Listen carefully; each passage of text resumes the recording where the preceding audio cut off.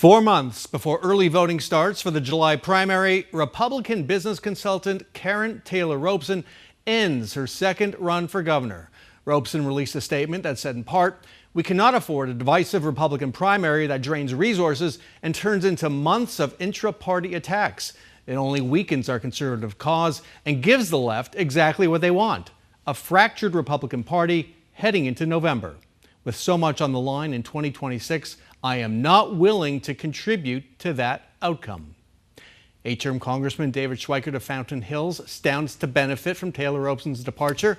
Thanks so much for joining us, sir. No, happy to be here. Did Karrin Taylor Robson give you a heads up that she was dropping out? No, she did not. But in many ways, I can make the argument that she did something really important for the Republican Party here in Arizona. Because?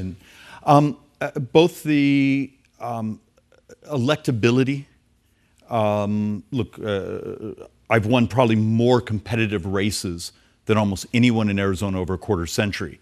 And that's actually part of our discussion with primary voters is we'd really like to win because we've gone, almost a decade where we keep losing at the top of the ticket. And by her making this decision, I actually think she put the state and the party ahead. You brought up electability. Let's talk about that. Congressman Biggs has President Trump's endorsement. Typically in a primary, that is decisive. He also has Turning Point USA support. They're very good at getting out the vote for their candidates. But a week ago, sitting in that chair right there, former Arizona Republican Party Chair Gina Swoboda said that Turning Point USA promotes Republican candidates who are too far right to win a general election. Do you agree with her? I actually approach it a different way. Coming from a very competitive district, my district scores functionally 50-50. I'm told I am the most expensive loss in America over the last 6 years to the Democrats. Almost $50 million has been spent trying to beat me. Having been battle tested in a very competitive district where you learn how to be a conservative, but also tell that story that prosperity is moral and sell that story to independent voters, which you must have. It works. And the fact of the matter is I'm finding primary voters, even my family that are, some ultra MAGA, understand losing is not an option this year. So are you saying Congressman Biggs is unelectable? I'm saying he is from a district that has been look, if you come from a 16-point Republican district, you don't actually have to pay attention to the third of Arizona voters that are independent. I do. And I think that relationship makes just a remarkable difference as you move both through this primary and onto the general election. So that's one contrast. Draw the sharpest contrast you can on policy with Andy Biggs. I have a history of managing organizations. I am actually a believer that we can bring a technology revolution to Arizona, but my fixation is prosperity. You would argue his is as well. No, I disagree. And so often, if you actually hear both of us, there's a discussion over here of past resentments. I'm actually trying to figure out how that family can afford their car payment, to be able to have their kids have a house, to be able to have a job where their wages go up. And I believe that is the formula that's moral, and also that is Arizona. And as I said, he does have the Trump endorsement. You're interesting in that you're a Republican who has voted with Donald Trump throughout his terms in office, and yet you've never publicly embraced him. Why is that? I am a classic free market conservative. And in some ways, if you notice, I don't run around and get lots of endorsements from anyone, because I believe often when you do the endorsement game, you give up some of your freedom to always tell the truth. And if you actually ever watch my weekly, sometimes hour, floor presentations, I chair the Joint Economic Committee. I'm number 4 in Ways and Means. Math tells the truth.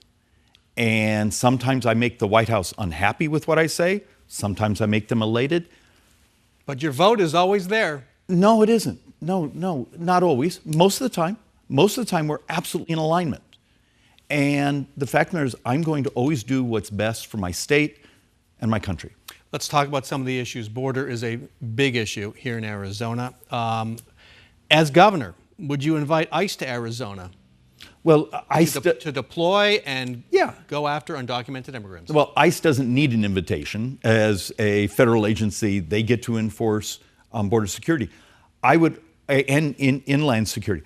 I would actually argue Arizona, if it would do a more remarkable work with its data, saying, look, here are individuals who are here in the country illegally, who have committed criminal acts, you absolutely bring in interior enforcement on that. But remember, we also have some very unusual math. Because we're a state that uses E-Verify, we're actually seeing some data that says the amount of undocumented and illegals and those in our workforce in Arizona is actually substantially less than most states. Are you comfortable with how ICE has conducted itself in Minnesota, Minneapolis? No. The loss of American lives is unacceptable.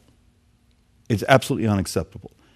And it's one of the reasons yesterday I actually moved off the floor of the House a non-lethal weapons bill to make it so people don't have to die in law enforcement. So it's more than just rhetoric. I've actually been moving policies to try to protect my brothers and sisters in this country.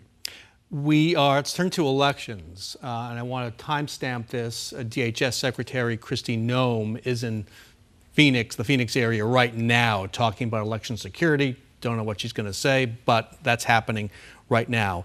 There is a surge among Republicans in attacks on elections, similar to what we saw in 2020 and 2021, emboldened in part by President Trump and his administration's actions over the last several months. Do you trust the Maricopa County Elections Department to run a free and fair election, primary and general election in 2026? I actually do. We have a new Maricopa County recorder that I know is absolutely laser focused on the integrity of the elections. And look, I have a unique view being in a Maricopa County-centric congressional district. I go from Carefree Cave Creek all the way down to Van Buren, I-17 all the way out to Far East Mesa. We're a battlefield district. We watch everything.